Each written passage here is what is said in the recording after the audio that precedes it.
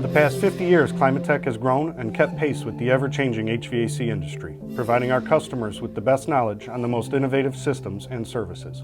Serving Lorain and western Cuyahoga counties, Climatech is a full-service heating, air conditioning, and ventilation company. A third-generation, family-owned and operated company providing the most up-to-date level of service and installation with the best quality products. Today, your comfort demands customized solutions, utilizing best industry practice combined with high-quality, reliable products that protect you and your home. The HVAC industry will never stand still. It's a commitment to the environment that we learn, train, and produce next-level efficient products and services. Partnering with Green Sky Financing and our dedicated customer care software allows us to give you the comfort that you need in your home. Smart products, smart technicians, and dedication to details drive us to deliver highly effective products into your home today and into the future.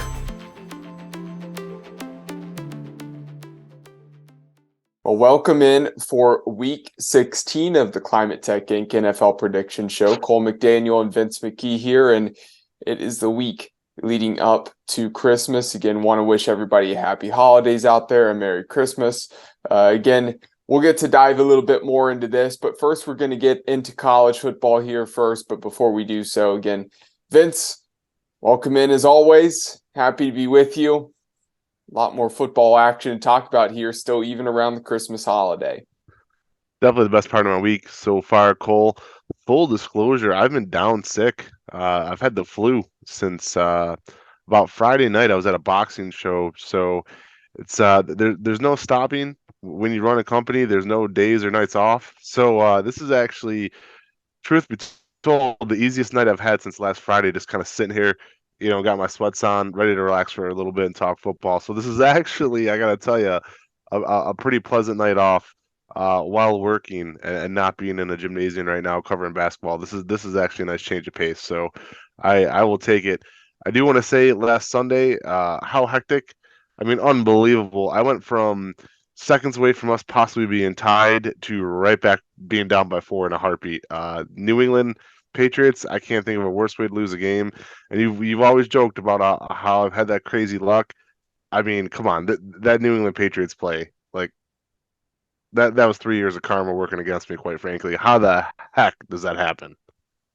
Well, you're powering through. Glad to have you here on the show, despite not feeling too well.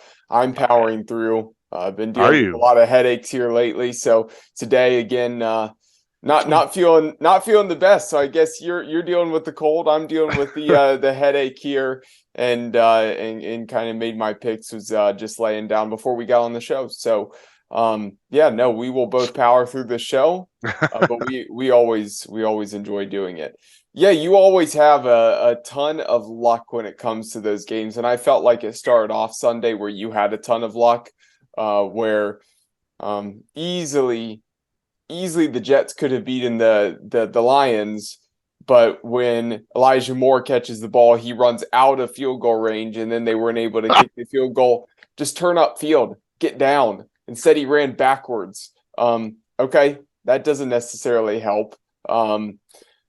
So that one there, again, you had the Lions, and they ended up coming away with the victory. And then in that Saints-Falcons game, they really didn't let Desmond Ridder air it out too much in that game. They tried to keep it on the ground, but they had a chance to win at the end.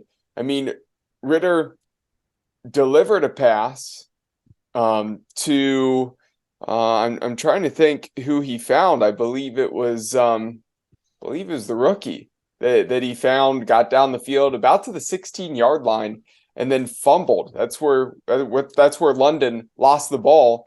The Saints took over.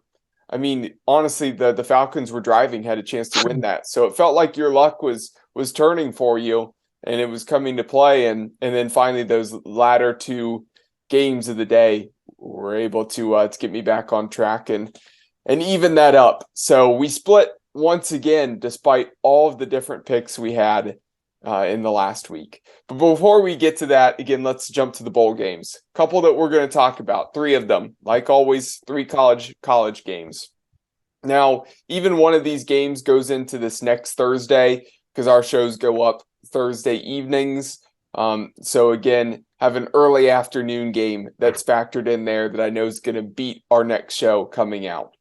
But starting off, though, we're going to turn to a December 27th game. Okay, so really Christmas, again, the 25th. Feels like everybody's works, recognizing and, really actually everybody pretty much has the 26th off. That's when it's being recognized for Christmas Day. And then we have the day after, and we have some good bowl games. So at night, we have the Guaranteed Rate Bowl between Wisconsin and Oklahoma State. Now, I know how you feel about this. When a team, their coach is gone, fired, or leaves at the end of the season, you don't pick them. Nope. But I'm going to pick Wisconsin here because Oklahoma State, they started off quite well. Looked like maybe they were going to be competitive like last season. Nope. I mean, the rest of the season, they tanked. They were awful. Just because they've been on that skid. And maybe Wisconsin, with the players that they have, maybe a newfound hope, to look forward to in the future, want to put on a good performance for their new head coach in Luke Fickell, so he can take a look at what players he has there, who he wants to keep in that program, and who's going to step up next season. Those guys have something to prove for their new head coach to be able to watch that game and see, okay, this guy has that fighting spirit. This guy fits into the system. I think Wisconsin, they step up and they win this one 20-14. The defense performs quite well. A normal Wisconsin type of performance in a low-scoring game. Yeah, I love your reasons for picking Wisconsin, definitely. And I actually always do pull for the Big Ten team, but in this situation, clearly not going to do it. I like my tried and true method. I just think it's too much of a distraction. So we're going to go Oklahoma State. Now, we are talking about this the week of National Signing Day, and Oregon not afraid to cough up the cash as you see NIL, them with their Nike money, again, starting to throw money around. They're snagging five-star recruits from other teams that expected to snag those recruits. They're putting together a good little stretch here right now. Now, here's what we know. We saw Texas A&M and Jimbo Fisher do this really the previous year, and now they've got a ton of guys that have been hitting the transfer portal because they didn't perform to the level that they were expected with all the recruits they've been bringing in. Will we see the same thing happen with Oregon? I don't know. I like Oregon. They're probably the school I appreciate the most in the Pac-12, and I like to see have success. Certainly could be interesting if Oregon and Colorado, with Deion Sanders there, start to be the two that really go head-to-head. But don't forget about Utah and what Whittingham's done with that program. Again, they're still tough. So there's some schools that I think are taking strides in the right direction out there. We're going to talk about Oregon right now. Bo Nix announced that he's remaining at Oregon, going to be with the team next season. Of course, you have Drake May, who had a really good season with North Carolina. Mac Brown was just complaining about some schools coming in, didn't name them, schools coming in, trying to tamper a little bit and snag his quarterback, again, trying to offer, throwing cash at him and things like that. That's the era of college football that we live in right now. But Bo Nix versus Drake May, number 15 Oregon versus North Carolina in the San Diego County Credit Union Holiday Bowl. Vince, who wins this one? These names kill me. I'm sorry, they just do.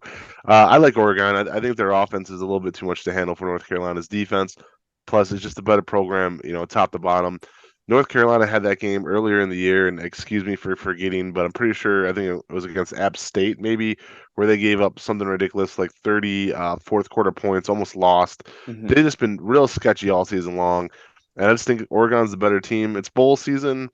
In bowl season, obviously anything can happen, but I think the Ducks take this one. Well, they both had their ups and downs. I mean, North Carolina has a record of 9-4. They had a fairly good season, but they certainly had some losses as well. Oregon, they had their ups and downs. They started off the year, don't forget, where they pretty much got blanked by Georgia. I mean, they got decimated in that first game. Now, credit, Georgia is the number one team in the country. They're in the college football playoff trying to defend their national title for a reason. But Oregon did bounce back well. But again, they had some of their own ups and downs, coming in with a record of 9-3. I'm going to say they have enough to get the win over North Carolina. Might actually be a close game for most of the way, but I have them winning 34-24. So we're both on the same page. But watch out for Oregon if they can piece things together. And maybe is that college football playoffs getting expanded here shortly and we see 12 teams. Oh, yeah. Oregon is probably on the path to becoming one of those regular teams that we see each and every year that are in the college football playoff when it gets expanded to 12 teams. Couldn't agree more. Could not agree more. I think they're going to be one of the regulars that you see. Completely agreed. Especially with that Nike money that they have with NIL. I think they're going to continue to bring in recruits. That's going to be huge for them. We'll see what happens with the Pac-12 as schools have left there. I wouldn't be surprised if that conference kind of goes away. You don't see much of that. Teams join other conferences.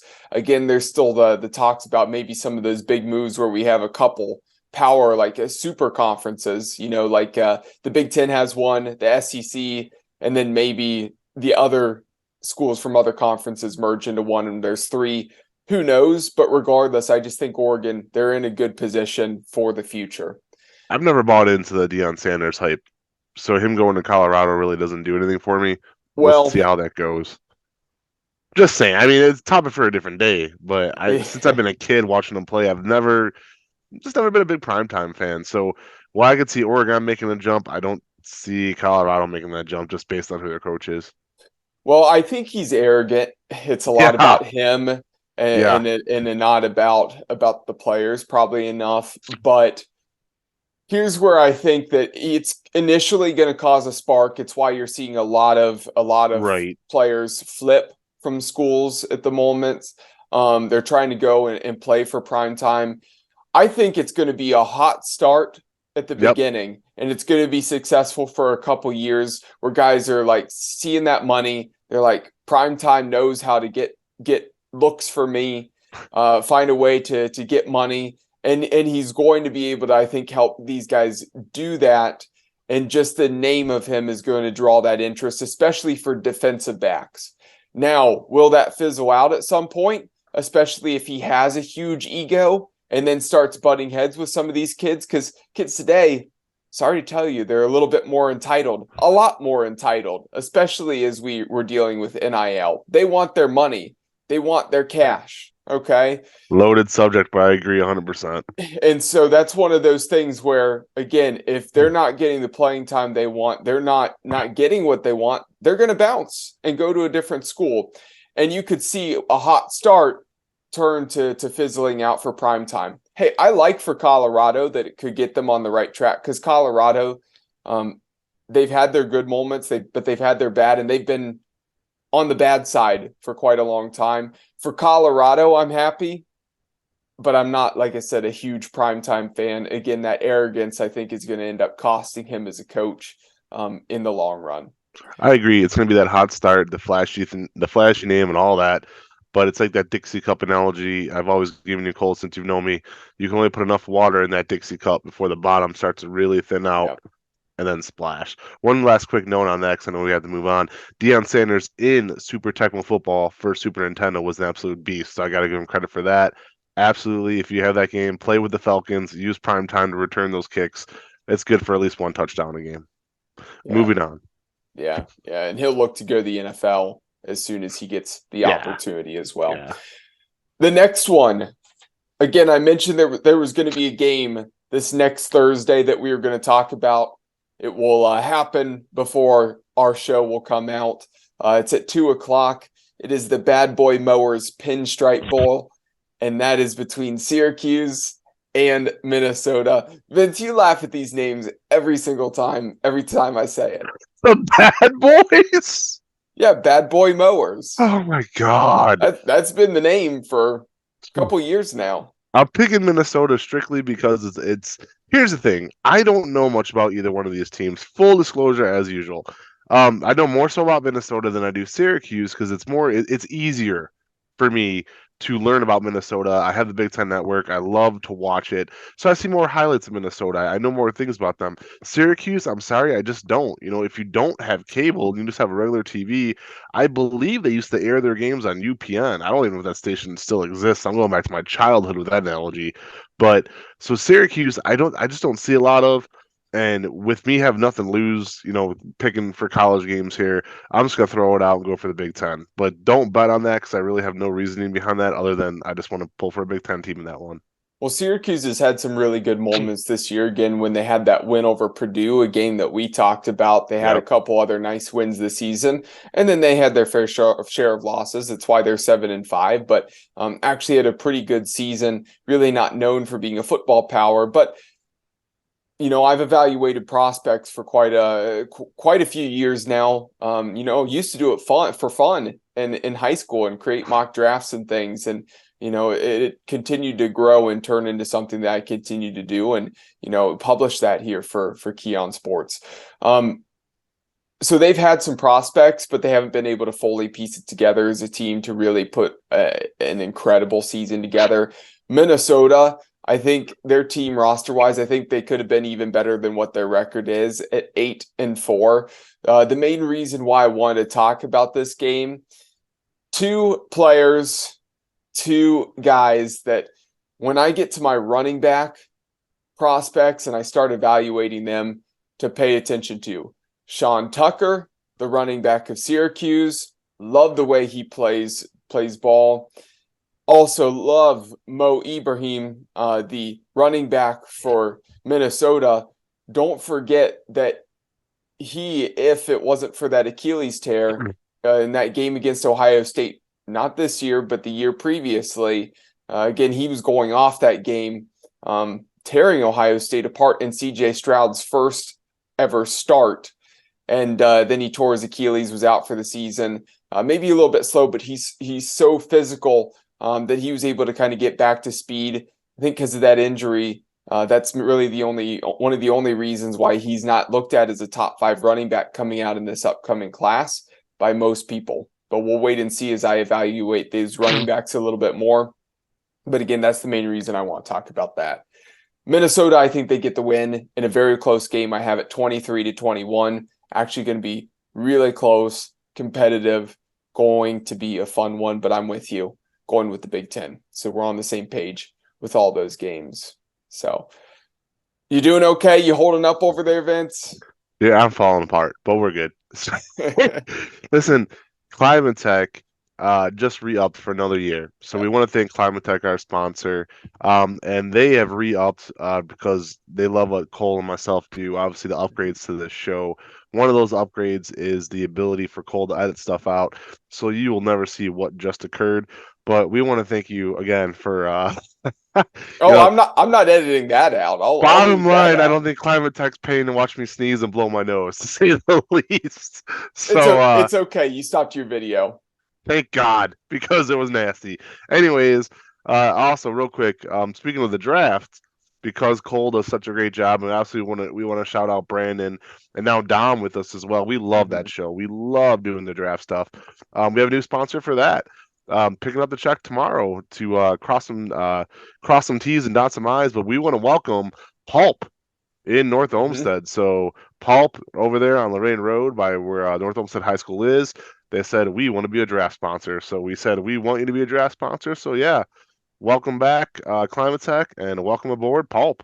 Yeah, and that's exciting. We're looking forward to that show. Again, we're talking about December, right before Christmas, and I have a little early start on evaluating prospects. I wanted to get a little bit of a jump on that.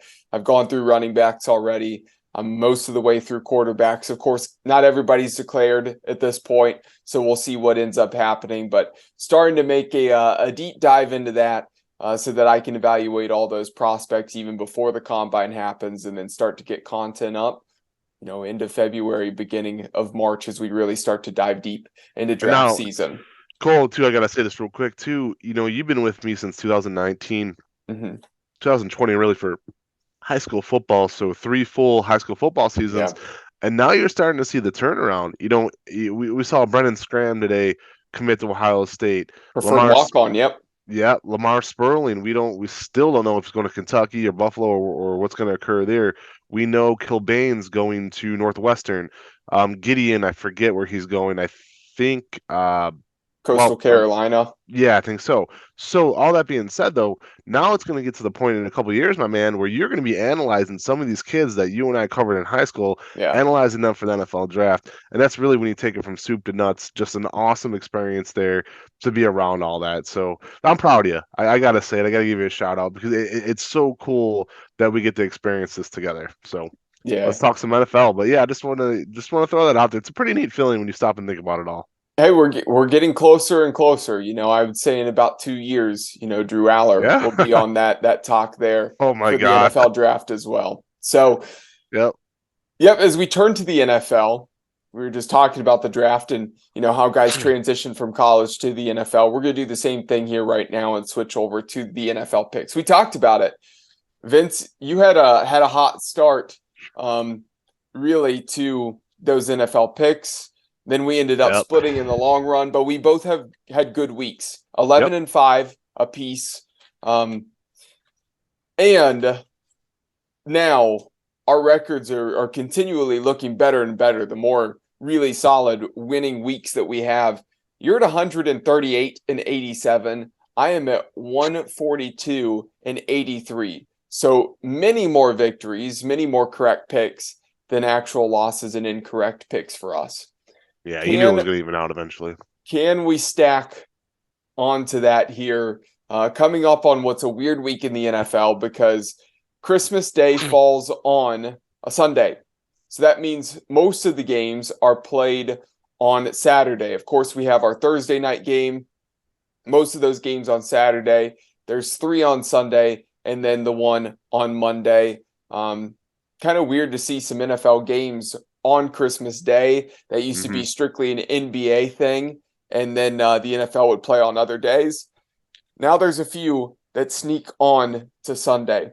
So let's go to our marquee matchup first. Sure. We're going to start with the Cowboys and the Eagles. The reason I want to talk about this one, well, it's a little more must-win. Well, the Cowboys have already gotten a spot, but I would say it's a little more important for the Cowboys to win this one at this point with just seeding than the Eagles because the Eagles only have the 1 loss so far. But Jalen Hurts, again, hasn't really practiced much at all, if at all, and talk of Gardner Minshew need to be the guy to step out there for the Eagles. Now, the Eagles, nobody's really been able to beat them. Only 1 loss so far this season. Their defense has been good. Their offense has been good. Now, we know Gardner Minshew is probably one of the better backups in the league. If he is to step out there and play, can he get the win for the Eagles against the Cowboys? Or, in Jerry's world, can the Cowboys, again, walk away with the victory over that Eagles team? That's a good question. That's up in the air. It's going to be tough. Vince, what are your thoughts on that? I feel like the last couple weeks, Dallas has been looking over their opponents to this game. We saw them just drop a game to Jacksonville. The week before that, they just barely beat Houston. So I don't know if they've looked past those 2 teams and have put their focus on Philadelphia or really what their recent issues have been. However, Jalen Hurts or no Jalen Hurts, I actually took the underdog in this one. I'm going to Philadelphia Eagles on the road because I want to see Dallas prove it to me that they're one of these elite teams. If they are, then they should win this no problem. If you recall, they gave Philadelphia a pretty good game with Cooper Rush. Cooper Rush and the Cowboys were down 21-0 at one point in that game, made a nice little comeback, made it interesting. But until the Cowboys could prove it and do it, I'm not going to pick them this week. Between the 2 teams, I love the Cowboys. I'm not a big Eagles fan. If you were to ask me which team has the potential, and again, I use the word potential to win the Super Bowl, I'm sorry, but I'm going to pick the Cowboys 10 times out of 10. When you ask me that question about which 2 teams. This particular matchup, though, Cowboys have to prove it, and until they do, I'm going to go with the Eagles in this one. Yeah, and I want to give credit to the Jacksonville Jaguars because they are one of those teams, the Detroit Lions, the Jaguars, 2 teams that have really gotten hot in the last 5-6 weeks. A lot of that credit is due to Doug Peterson. Yep. Fantastic head coach, and he's really turning a young squad into a scary-looking team for the future. Now, Trevor Lawrence, he has his really good moments, and he's had plenty of bad moments, even in that last game.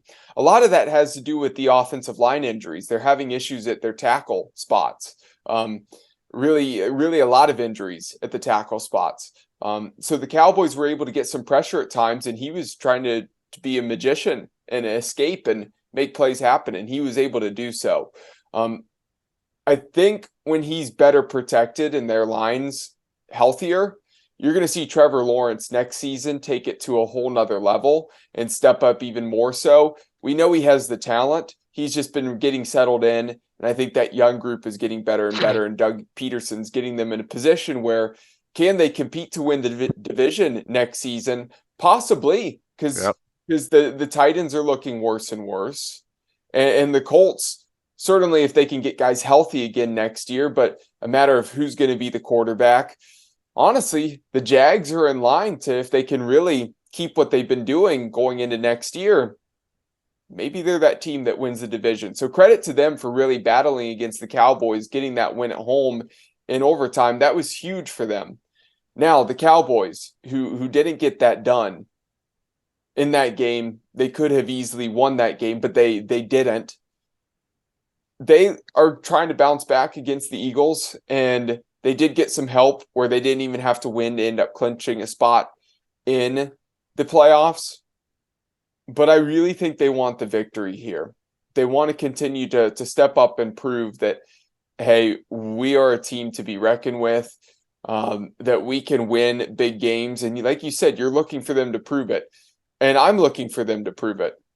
And I think they're going to do so. Unfortunately, it's probably not going to be against Jalen Hurts unless something crazy happens the last few days of the week and he's ready to go. Probably going to be Gardner Minshew. I just feel like the Cowboys and Dak Prescott, they're going to turn around just a little bit. They're going to play well and do well enough to beat the Eagles. So I have the Cowboys winning this one 35-28. That's a huge win for them, pushing them in the right direction. So there you have it. Already a different pick on the first game. I'm just glad you said a lot of nice things about the Jacksonville Jaguars, and I'll explain why in a bit. Probably because they're an upset pick, would be my guess. But we'll get to the upset picks here in just a moment. First, we're going to turn to Sunday Night Football because, again, there is Sunday Night Football on Christmas Day, and a clunker of a Sunday Night Football game. Yeah. The Buccaneers and the Cardinals. So the Bucs, who have really struggled this season, have looked terrible. Despite all the talent they still have on that defense, plenty of talent on the offense. It's just been a bit of a train wreck because they can't run the football. Their offensive line that had those injuries in the preseason, they're not looking great. And really, some of those wide receivers that are good have been pretty quiet as of late as well. So it's really been low-scoring games that the Buccaneers have been in, and they've been losing a lot of those low-scoring games. Cardinals, no Kyler Murray because he's done for the season. No Colt McCoy, so Trace McSorley is going to be the starter for the Cardinals. So down to their third stringer.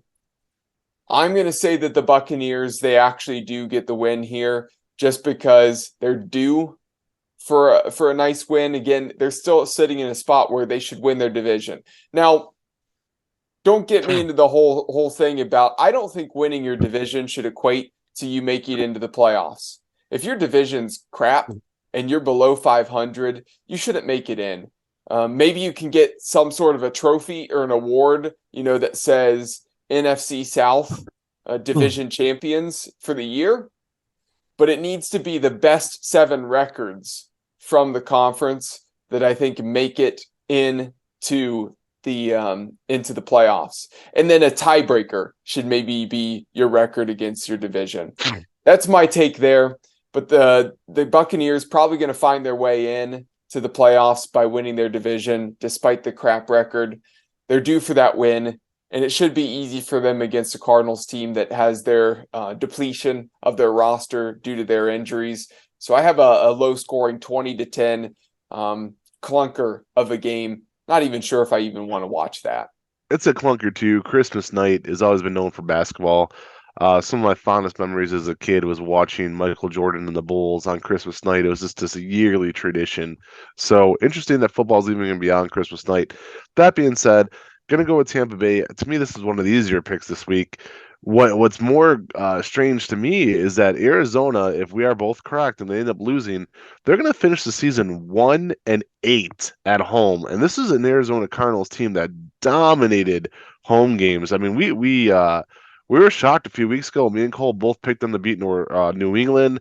They lost at home, so third string quarterback. I really think this is probably a very easy one. It's funny we're in the Ohio State thing because when you mention Trace McSorley, I always think about him at Penn State and the Buckeyes just beating the crap out of him. I mean, they use that guy as a pincushion. So the second you mentioned his name, I'm sorry, no offense to him or his family, but that's the first thing I think of is him just taking a beating over the years.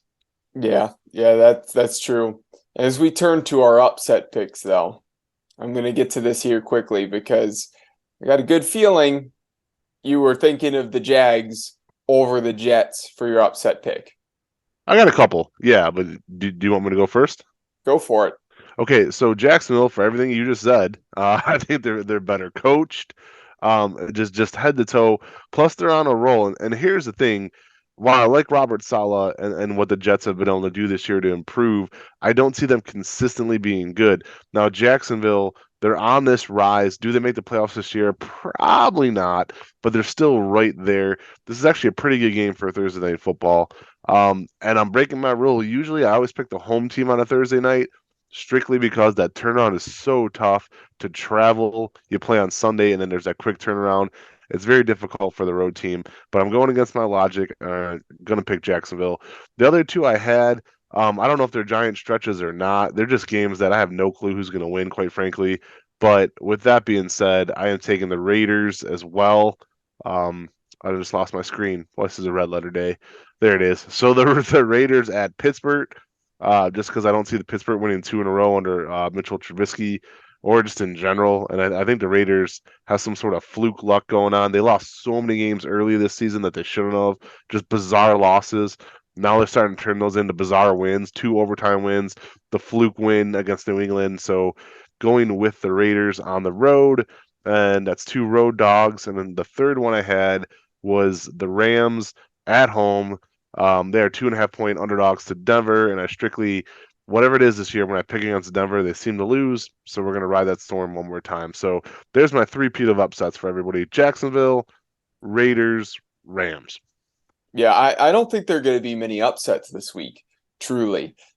You've actually picked quite a few, and I really didn't. I think the Jaguars, I like them better right now.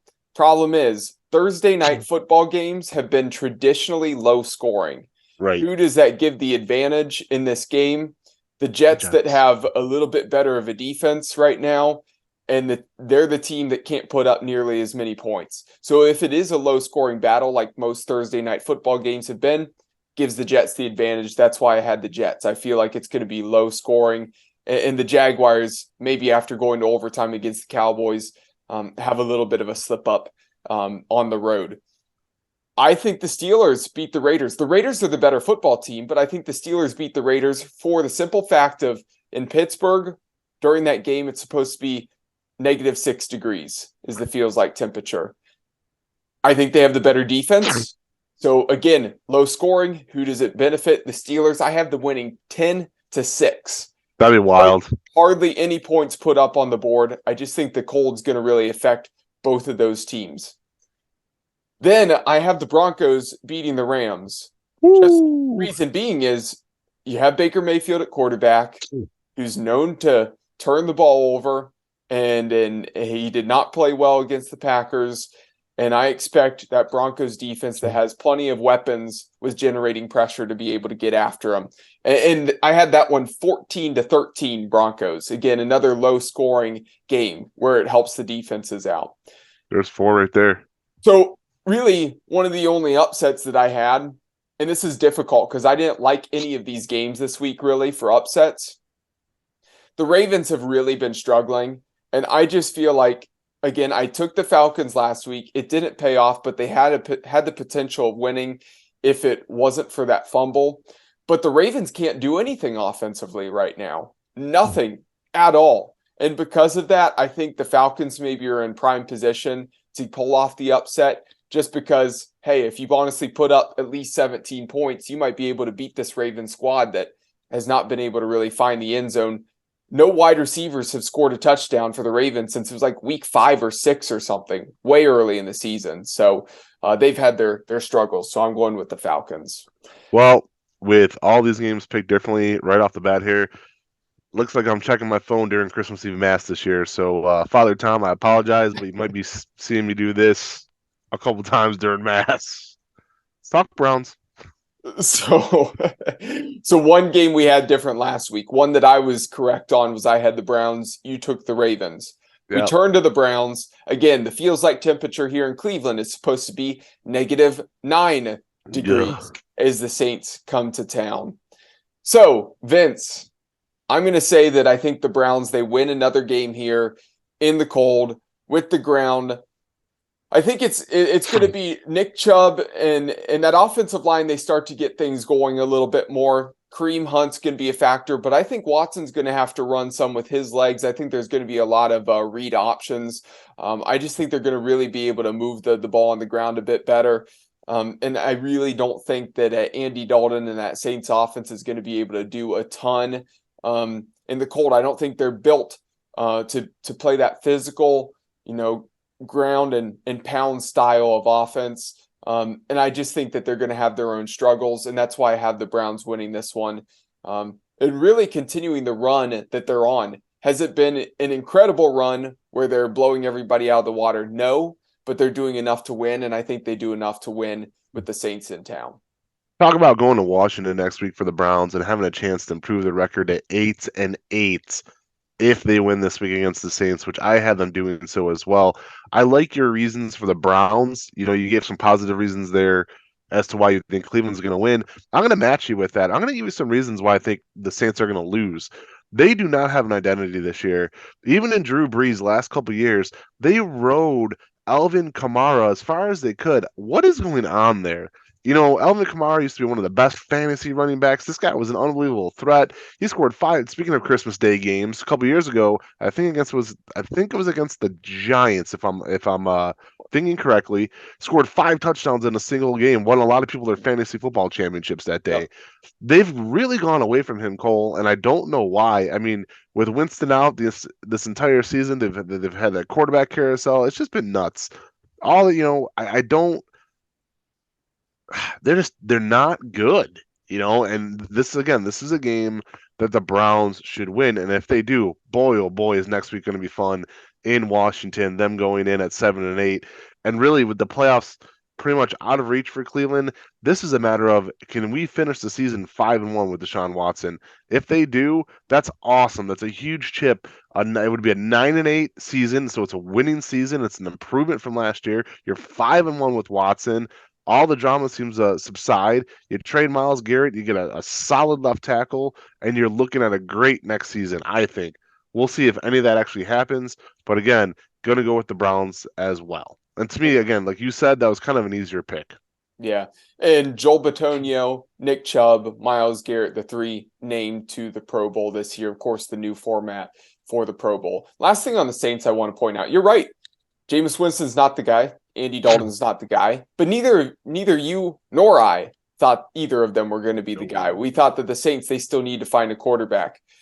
The interesting thing is this. Remember that Denver-Seattle trade means that wherever Denver finishes, Seattle gets that pick.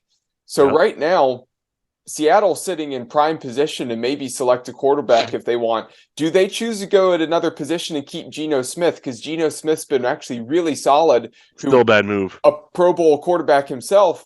Or do you take a quarterback and then Geno Smith, who's on the 1-year contract, goes elsewhere? I would argue that if they pick a quarterback like Stroud or somebody like that in one of those first picks, Geno Smith in New Orleans actually might be a very good fit, because you have big play weapons. Like if Michael Thomas is healthy, you have Chris Olave, who's a deep ball threat.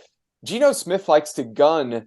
He's really a gunslinger. He likes to air that out. He loves that deep pass all the way back to his West Virginia days. He might be a guy who'd be interesting in New Orleans if they need a holdover quarterback there. So we'll wait and see on that. But Vince, you and I completely agreed. Yes, we're on the same page with the Browns there in that game. Everybody out there, again, we want to wish you a Merry Christmas, a Happy Holidays. Again, we'll be back with you here before we hit the New Year's. Again, shout out to Climate Tech, our sponsor. Again, you get to see their commercials here in our episodes. You will see that from here on out. So again, that has been fantastic as well. So again, enjoy the weekend, and everybody have safe travels as well. Climate Tech is a full-service company. We install as well as service both residential and commercial products. We service furnaces, air conditioners, heat pumps, boilers, mini split systems, tankless hot water. We've got a good group of technicians that have been developed into a company culture that delivers a good degree of confidence to the customer and gives us a good product output. They want to take care of the customer and make sure that the customer is satisfied with their service. And when you've got non-stressed employees at your home, you're going to get a greater result from that service call or from that installation. Our customer needs, comfort, and health are of utmost importance, and we strive to provide that to every customer within their budget. As we continue to grow, we remain focused on maintaining our high level of customer satisfaction. When you hire Climate Tech, you're hiring a whole team of experts that have been in the business well over 80 years. If you're looking for a new install, if you're looking for just maintenance on your equipment, we are the company of your choice.